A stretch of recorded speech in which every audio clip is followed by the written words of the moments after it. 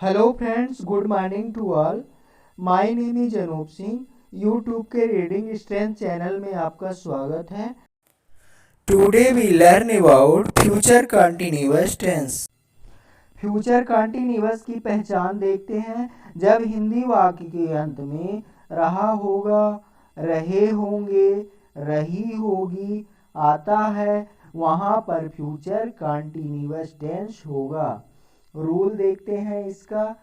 Affirmative यानी साधारण वाक्य के केस में सबसे पहले इसमें सब्जेक्ट आएगा, प्लस इसके बाद आएगा विल बी, देन इसके बाद आएगा वर्ब की फर्स्ट फॉर्म, देन आएगा आईएनजी, देन ऑब्जेक्ट आएगा।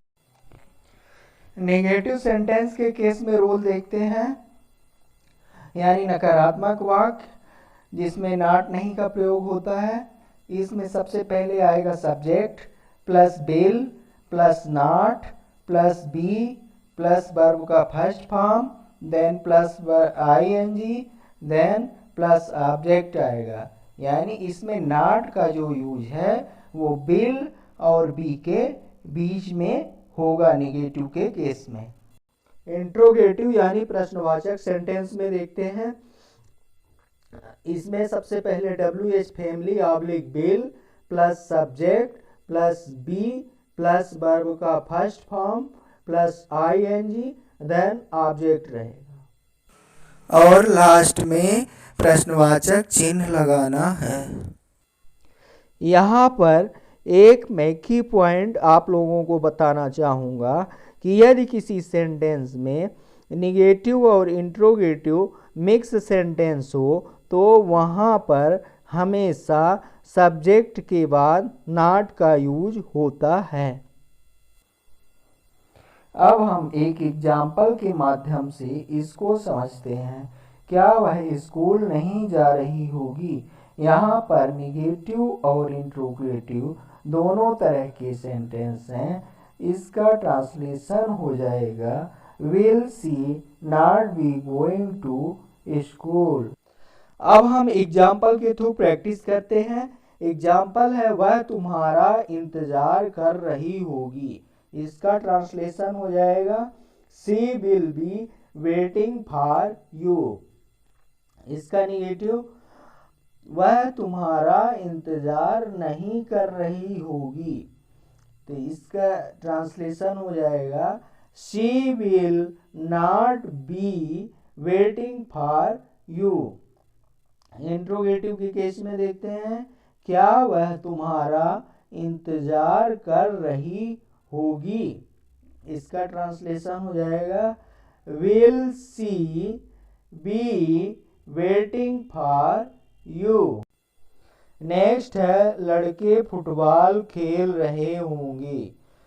इसका ट्रांसलेशन हो जाएगा boys will be playing football.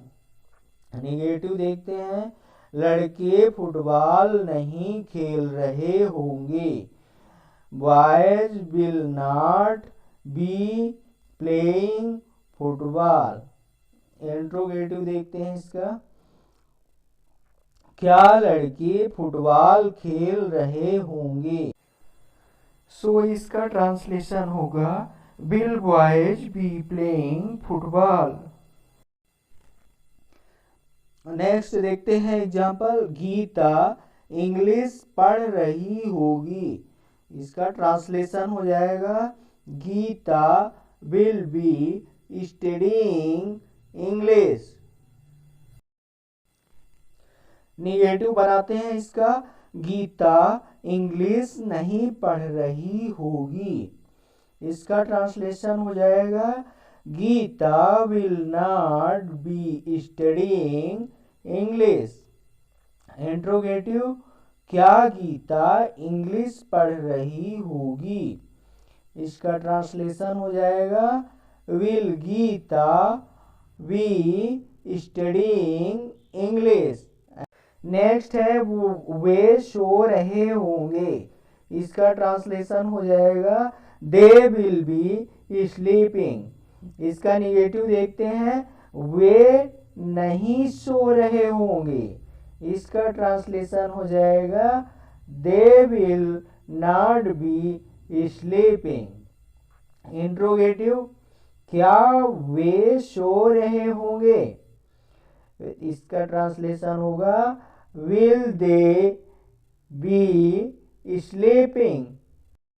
अब हम कुछ इंपॉर्टेंट पॉइंट्स की बात करते हैं कि जैसे कि हमने हर वीडियोज में ये बताया है कि WH फैमिली का यूज कहाँ पर करके इंट्रोगेटिव सेंटेंस बनाया जाएगा और कहाँ पर हेल्पिंग वर्ब का यूज होगा।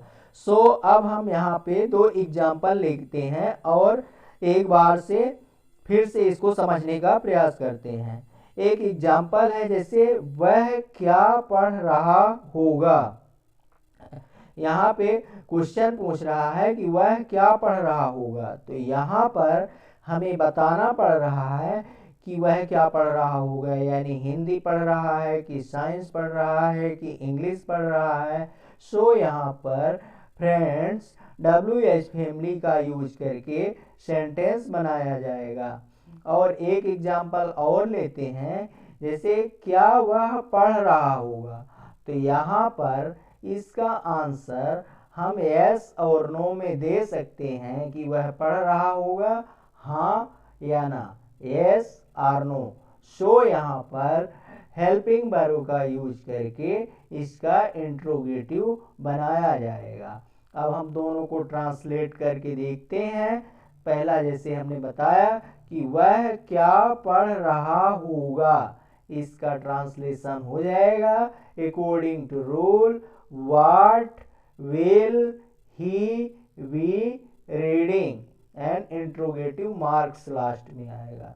और नेक्स्ट देखते हैं क्या वह पढ़ रहा होगा, इसका ट्रांसलेशन हेल्पिंग वर्ब की सहायता से बनेगा, तो इसमें विल पहले आएगा, will he be reading and प्रश्नवाचक चिन्ह। यहाँ पर फ्रेंड्स मैं एक डाउट और आपका क्लियर करना चाहूँगा कि हम हर जगह पर विल का यूज कर रहे हैं, शैल का हम कहीं पर यूज नहीं कर रहे हैं। तो इसके पहले के वीडियोज में हमने आपको बताया है कि शैल का यूज अब केवल एक मॉडल वर्ब की तरह होता है, हमें हर जगह विल का यूज करना है। सो फ्रेंड्स मैं उम्मीद करता हूं कि आप फ्यूचर कंटीन्यूअस टेंस को भली भांति समझ लिए हैं। फिर भी यदि आपको टॉपिक रिलेटेड कोई जानकारी चाहिए प्लीज कमेंट कर सकते हैं। यदि टॉपिक आपको इंटरेस्टेड लगा हो तो प्लीज लाइक करें, सब्सक्राइब करें, शेयर करें। Thanks for watching this video.